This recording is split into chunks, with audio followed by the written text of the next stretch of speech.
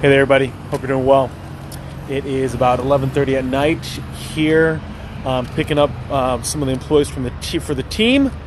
Here we are at Abbeyland. This is out in Abbotsford. It's about 38 miles, I think, west of our office there in Wausau. Hope you're doing. Square Art, how you doing? So I thought I'd just come on live session, see how everybody's doing. Hope you're doing well. Hope that life is going the way that you want it to. And because of that, I hope it's still going well despite it being tough. I think sometimes people think that if I want life to go a certain way, that means nothing ever bad is going to befall me. Not true at all. Hi-oh!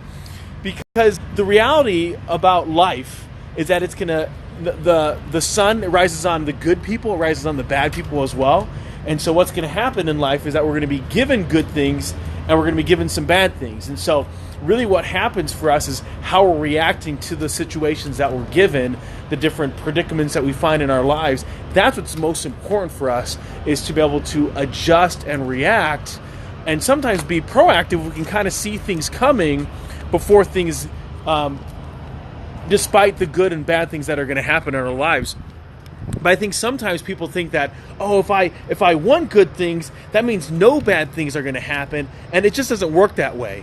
I find for a lot of people, what they felt are bad things actually turned out to be good things. I'll give you an example of this. If you've seen the movie Pursuit of Happiness, it's about a gentleman by the name of Chris Gardner, and he talks about this in his book called Start Where You Are. Phenomenal book. But one of the things that he talks about is how he was homeless for about 2 weeks. He was homeless for longer than that, but he was homeless for 2 weeks where he's actually stayed at the BART, the Bay Area Rail and Transit. So he stayed there for 2 weeks. And what happens is, fast forward like 7 years later, after he gets that internship and now he starts his own business, he's actually in San Francisco. He's bidding to sell the bonds. They're going to do a multi-million-dollar sale of bonds. And so he says to them, I don't know who else you're talking to be able to do this sale of these municipal bonds for you, but I will tell you this: no one knows the BART as well as I do, because I lived here for 2 weeks with my son in the bathroom. And he doesn't know if he got the deal, though he did get the deal, but he knows that he was able to say that because of one of the worst predicaments that happened in his life. And so, and we run into that, right? We know, like, there's a lot of motivational speakers out there that will use the crucible of their life, and instead of allowing that to like fold them, to burn them to ashes, they allow that to come out and be a phoenix. So they might go through like heartache. They might have got fired in a horrible way. They made huge mistakes. They got canned, and they realized, well, you know what? I'm going to go all in on me and do what I want to do instead of doing what they want me to do.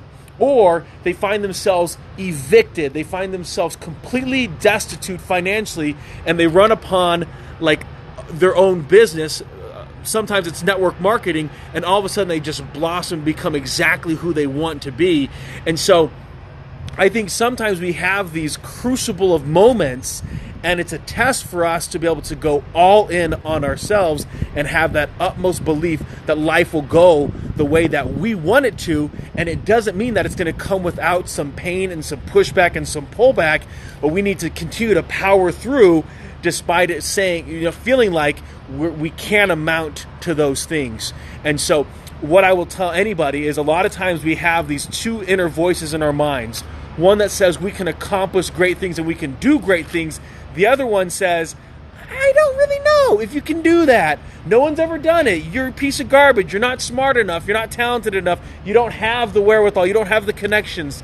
It's all bullcrap, because no one was born with the connections.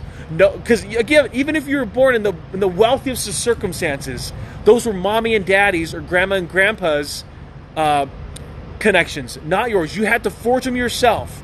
Even if you were born with a silver spoon in your mouth, you still had to do something with that wealth, and you still had to add value to the world. And then the exact opposite. If you were born in like destitute, in complete poverty, hunger, third world country conditions, guess what happens? You are hungry beyond belief.